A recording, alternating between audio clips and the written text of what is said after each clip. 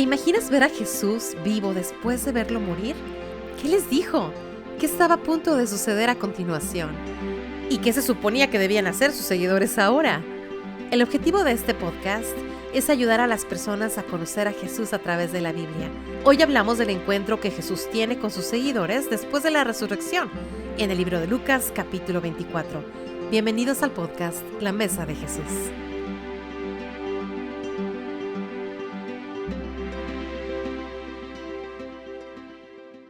Hola a todos, espero que estén bien. Gracias por acompañarnos en este podcast.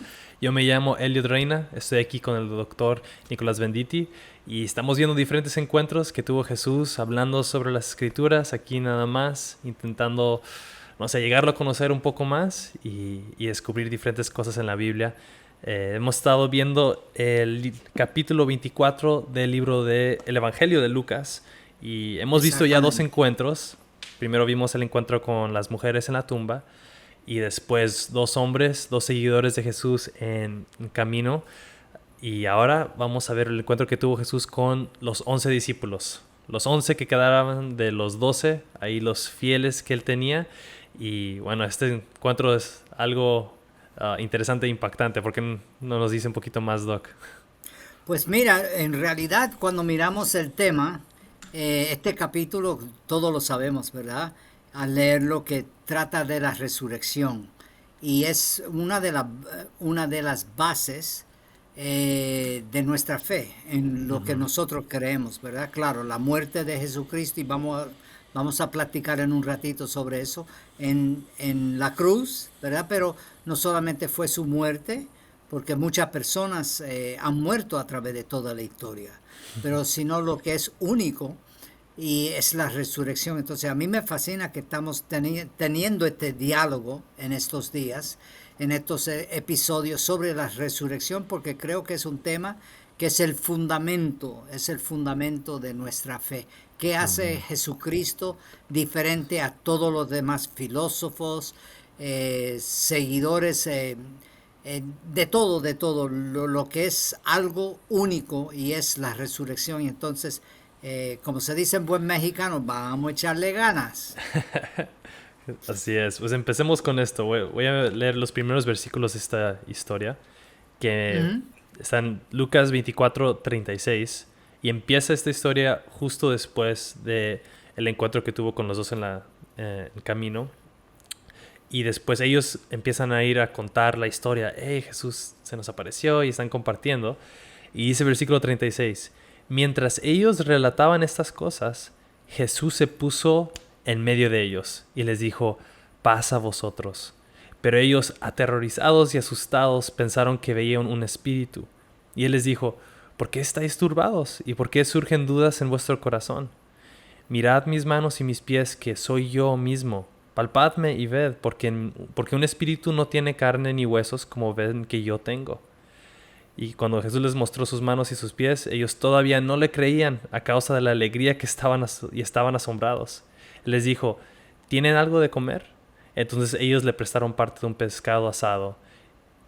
Eso también me da risa. O sea, aquí Jesús, están platicando y en medio de ellos de repente aparece, y eso es como un superpoder, ¿no? Ahora tiene Jesús poderes de aparecer donde quiere, o no sé cómo le hizo, si de repente pasó a través de una pared o no sé. En realidad la Biblia no nos da todos esos detalles minúsculos, para decirlo de una manera, ¿verdad? Pero lo que sí sabemos es que Él se apareció y se maravillaron, se asustaron los discípulos. Y yo me imagino, Elio, que tú y yo estemos hablando, platicando en un salón, todo lo demás, y de repente se aparece alguien en medio de nosotros, ¿verdad? Tu esposa o mi esposa o la persona que sea. Uno se queda maravillado, pero sobre todo en el contexto bíblico, entendiendo, ¿verdad?, que los dos al camino de Emaús reportaron a los discípulos lo que había ocurrido, también las mujeres, y yo me imagino que los mismos 11, algunos de ellos, aunque no tenemos todos los detalles, pero algunos me imagino no te creo, no es cierto, imposible. Y de repente se encuentra Jesús en medio de ellos, ¿verdad? Sí, es como Y teletransportación o algo así. De repente no. Exactamente. Y notamos aquí también lo fascinante para mí en medio de todo es que Jesús le invita a ellos, ¿verdad? Porque ellos piensan que era un espíritu, ¿verdad? Sin embargo, le invita a ellos, ¿verdad? A que le toquen si quieren y también le pide algo de comer, ¿verdad? Ujú. Y entonces para que ellos vean que tiene un cuerpo físico, que no es una ilusión, que no es un mago que de repente uno mira a la derecha y está haciendo otra cosa a la izquierda, ¿verdad? Ajá. Sino es todo lo opuesto, que es un cuerpo físico. No tenemos todos los detalles de esos cuerpos, ¿verdad? Pero sí sabemos que de acuerdo a lo que el apóstol Pablo nos dice y lo que nosotros creemos es que nosotros vamos a tener un cuerpo parecido al de Jesucristo, ¿verdad?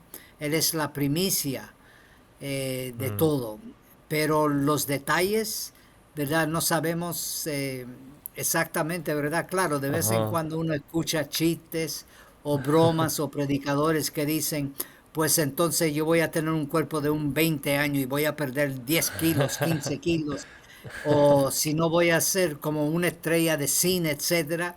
Y son bromas, ¿verdad? Y no tenemos esos detalles, pero lo que sí podemos decir con certeza es que el tipo de cuerpo que tiene Jesús, que muchas veces le llamamos un cuerpo glorificado, ¿verdad? Después de la resurrección, es un cuerpo en el cual nosotros vamos a tener uno muy parecido, en ese Ya, sentido. se me hace interesante que fue importante para Jesús demostrar que era un cuerpo físico, porque hay varios, Exactamente. aún desde el principio de la iglesia, lo vemos en la historia, y hoy en Ujú. día, aún aunque no lo llamen así, hasta había una herejía y todo que pensaban que Jesús resucitó, pero solamente en espíritu, no era Exactamente. una resurrección física. Y aquí Jesús lo demuestra y dice, a ver, tócame, sienta en mi Sí. piel, mis huesos, y todavía no le creen y dice, a ver, dame un pez. A lo mejor sí tenía hambre, yo qué sé, pero dice, a ver, ¿tienen comida? Y le dan un pez ahí que, bueno, ahorita de hecho suena bien rico comerse un pez, pero un pez asado y se lo come como él siempre comía, me imagino, Ujú. cuando iba a pescar con Pedro, yo qué sé. Y eso es importante para ver que eso es algo histórico, como lo hemos visto una y otra vez, Sí. y que tenemos esa misma esperanza, como dice, que vamos a tener un cuerpo glorificado, que, bueno, yo siempre he tenido preguntas sobre eso, no lo entiendo, pero como dice usted, no tenemos los detalles, pero sabemos que de alguna manera es un cuerpo físico, aunque Y no obviamente... estaba alguien filmando con su video, su cámara o Ajá. su teléfono, ¿verdad? No tenemos esos detalles, pero lo que sí, la escritura nos muestra de una manera claramente que fue un cuerpo físico. Y lo que Ujú. dices, Elliot, tiene razón, en el primer siglo, segundo siglo, ¿verdad? Era una herejía que se llamaba el gnosticismo. Entonces ellos Gnosticismo. pensaban que todo lo físico, ¿verdad? Era malo y entonces decían, ¿verdad? Que sí, posiblemente Jesús se resucitó, pero en un cuerpo espiritual. Y aún hay personas hoy en día, ¿verdad? Que Ujú. dicen que eso fue una visión, una alucinación de los Ujú. discípulos, ¿verdad? Que en realidad Cristo no había resucitado y que si se resucitó fue como una especie de visión que ellos tuvieron, ¿verdad? Pero sabemos que es imposible, vamos a decir, Pablo nos dice, más de 500 personas vieron a Jesús. Entonces no estaban alucinando los 500, ¿verdad?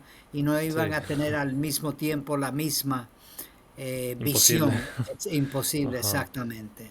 Pero es fascinante y entender lo importante de lo que es la resurrección. No solamente Mm. la resurrección para nosotros, pero también en el día de Jesús y también que fue predicha por él y las escrituras, ¿verdad? Ujú. Entonces, otra vez es una especie de subrayar que Dios está envuelto en el asunto, ¿verdad? Sí, y ellos como siempre, a veces confundidos, como siempre Ujú. nosotros humanos confundidos, y lo piensan que es un espíritu, o me imagino si, qué idea tenían ellos de un espíritu, si era como un fantasma, así Sí. como una tela blanca, ¿no? Con los ojitos que hacen ahí en el Día de los Muertos o en Halloween o yo qué sé, y, o no sé qué idea tenían. También sé que lo llamaron una vez espíritu, fantasma, algo así, cuando él estaba caminando sobre el agua. Entonces, me imagino Jesús otra vez. Están Sí. pensando que soy un espíritu, ¿no? No nos olvidemos que es algo difícil de uno comprender, en realidad, porque sobre todo en el día de hoy, ¿verdad? En el mundo secular que vivimos, la gran influencia que existe, no solamente fuera de la iglesia, pero dentro de la iglesia. Hay personas como, mira, la semana que viene o el próximo episodio vamos a mirar sobre Tomás, ¿verdad? Y ese mismo sentir existe en muchos lugares hoy en día. Si yo no veo, si no toco, si no, etcétera, etcétera, no voy a creer. Entonces hay cosas que se van mucho más allá de lo que son nuestros cinco sentidos. Y es lo fascinante y creo por qué Jesús también le dijo, tóquenme, miren, van a ver que es un cuerpo físico, que no es una ilusión, no es un truquito de un mago, ¿verdad? Que verdaderamente estoy vivo, ¿verdad? Y entonces eso para nosotros debe de alentarnos muchísimo y alimentar nuestra fe en creer más y mejor. Bien dicho. Bueno, y después de eso, después de que se come ahí su pescado bien rico, él dice, él tomó y comió delante de ellos, y después versículo 44 dice, y les dijo, esto es lo que yo les decía cuando todavía estaba con ustedes, que era necesario que se cumpliera todo lo que sobre mí está escrito en la ley de Moisés, en los profetas y en los salmos. Entonces les abrió la mente para que comprendieran las escrituras. Y bueno, una vez más, vimos esto el episodio pasado, pero aquí toma un momento Jesús para decir, a ver, es importante que ustedes entiendan el Antiguo Testamento, que, bueno, ahí dice Moisés, los profetas y salmos, y que todo esto está apuntando a lo que acaba de suceder, a mí, que yo soy el Mesías, como resucite, ¿no? Y dice que les recuerda todo lo que les había enseñado esto antes, porque ahora nosotros con los evangelios podemos ver, sí, Jesús ya les había dicho que esto iba a suceder, no debieron de haber sido sorprendidos cuando murió y cuando resucitó, pero bueno, obviamente yo creo que yo tampoco lo hubiera captado. Y Exactamente. aquí la importancia de entender el Antiguo Testamento, porque esa era su Biblia, y las escrituras para entender adecuadamente el evangelio, ¿no? Eso, yo sé que lo hablamos la semana pasada, pero es tan importante, ¿no? Que Jesús se La toma el tiempo base para de nuestra enseñarles. fe no puede ser solamente, y no quiero menospreciar, o no queremos, tanto tú como yo no queremos menospreciar la experiencia, ¿verdad? De uno nacer de nuevo, de creer en Jesús, de ser transformado. No queremos menospreciar eso. Pero no solamente es lo que uno experimenta, porque hay personas de otras religiones y otras cosas que también experimentan cosas. Entonces, todas nuestras experiencias deben de estar basadas en la Biblia, ¿verdad? Que podemos mirar, y la Biblia es la base, ¿verdad? El Antiguo Testamento es, vamos a decir, como la promesa de lo que Dios iba a hacer. Pero, sin embargo, en el Nuevo Testamento podemos decir es el cumplimiento de lo que Dios dijo que iba a hacer y ha hecho en la persona de Jesucristo. Entonces no es uno u el otro, sino es todo lo opuesto, son los dos juntos. Por eso nosotros creemos, ¿verdad?, en la inspiración tanto del Antiguo como el Nuevo Testamento.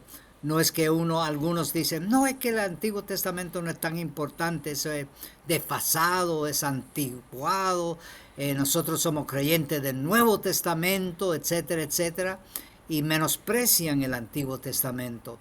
Pero creo que podemos caer en un grave error al solamente, vamos a decir, los primeros 39 libros de los 66 del Antiguo y el Nuevo Testamento, eliminarlo todo así, si no es todo lo opuesto, porque tenemos las promesas, aún vamos a decir de la resurrección. Si me recuerdo bien, uno de los salmos nos habla de que el Mesías, ¿verdad?, no iba a sufrir corrupción su cuerpo. También las promesas y otras promesas del Antiguo Testamento que fueron escritos cientos y cientos de años antes, y Jesús aún mismo dice, ¿verdad?, cuando estaba discutiendo con los fariseos, mira, escudriñad las escrituras. En otras palabras, miran lo que dice la escritura porque ellas hablan de mí. Y creo que para Sí. nosotros es muy importante, Elliot, que entendamos eso y lo apliquemos, ¿verdad? Que no miremos el Antiguo Testamento o la Biblia hebrea, como otros le llaman, y menospreciarla, sino es palabra de Dios, desde Génesis 1:1 hasta el libro de Apocalipsis, ¿verdad? El capítulo 22. Ujú. Sí, porque hay varios que la descartan Sí. como algo, como dices, bien dicho. Ahorita nada más nos enfocamos en Jesús, pero Jesús no resucitó y aquí mismo dijo, mire, ahora resucité, vayan y digan a todos lo que vieron. Sino se toma el tiempo para enseñarles y conectar así los puntos para que vean que esto es el cumplimiento de la promesa, como dices bien, de Exactamente. Jesús, de Dios al pueblo de Israel, que es la promesa ahora a todas las naciones. Y es como creyentes tenemos que ser conscientes de esto y aprender también, yo creo, las escrituras y no solamente dejar esto para los pastores, teólogos Sí. o los eruditos, sino todo creyente, conocer un poco más. Obviamente y aprecio a los que están aquí tomándose el tiempo para escuchar el podcast y cualquier otro recurso que haya para poder entender más y más quién es Jesús en la luz de las escrituras completas para poder después vivirlas y compartirlas y que transforme nuestra vida y que podamos ayudar a otros a conocer la verdad, porque como dices, aunque contemos nuestra propia experiencia, no es suficiente, porque también cualquier otro budista o que los musulmanes, ellos también tienen sus experiencias y ellos te dirían con certeza, es real lo que yo viví, lo que yo experimenté como persona, pero lo que es la diferencia entre nuestra fe y la suya es que no solamente nos basamos en nuestras experiencias, sino en lo que dice la escritura, en Exactamente. toda esta historia, que lo que Jesús dice y creemos que es inspirado por el Espíritu Santo, ¿no? Y Um, como dices Igual, tú sí. también, no, miramos las palabras del apóstol Pablo en Primera de Corintio, ¿verdad? Donde él dice, Ujú, si Cristo no resucitó, entonces en vano es nuestra fe. Y es cierto, si nosotros hablamos, ¿verdad?, de Jesucristo, etcétera, y murió en la cruz, mira, hubieron miles de personas que murieron en la cruz, ¿verdad?, a través de los ujú, siglos.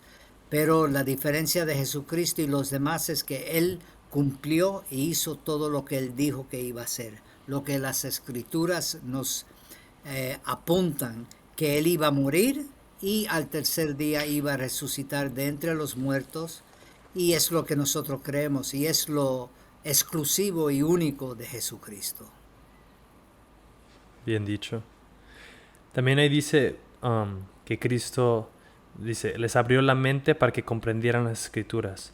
¿Y eso usted cree que es nada más una forma de decir que les enseñó o es algo más espiritual, como cuando dice que abrió los ojos espirituales o del corazón o algo así? Pues pensamos, ¿verdad? Que otra vez hemos platicado en otros podcasts de la iniciativa de Dios. Entonces Mm, sabemos, el apóstol Pablo nos escribe otra vez de que Satanás, el príncipe de este mundo, otra vez no negamos las artimañas del reino de las tinieblas, las mentiras y todo lo demás, pero es una realidad espiritual. Y entonces Pablo nos dice que Satanás ha cegado, ¿verdad?, los corazones y el mm, entendimiento. Entonces, otra vez yo entiendo esto o entendemos esto en el contexto de que es Dios el que toma la iniciativa, nos quita las mm, vendas, que nosotros podamos responder y ver claramente, ¿verdad? Y entender lo que es el Evangelio. Y otra vez, si quieres, podemos mirar un poquito adelante lo que nos escribe Lucas aquí, lo que es el mensaje, ¿verdad? De lo que es el mensaje del Evangelio, porque hay muchos mensajes y muchos mensajeros, pero otra vez la fuente para nuestra discusión debe de ser la escritura. Y entonces aquí nos dice lo que es el Evangelio. Si puedes leerlo un poquito, Elliot. sí. Y se les abrió la mente para que comprendieran las escrituras. Ahí dice como lo que Dios abre, ¿no? El corazón, entendimiento y todo. Y versículo 46 dice, y les dijo, así está escrito, que el Cristo padeciera y resucitara de entre los muertos al tercer día, y que en su nombre se predicara el arrepentimiento para el perdón de los pecados a todas las naciones, comenzando desde Jerusalén.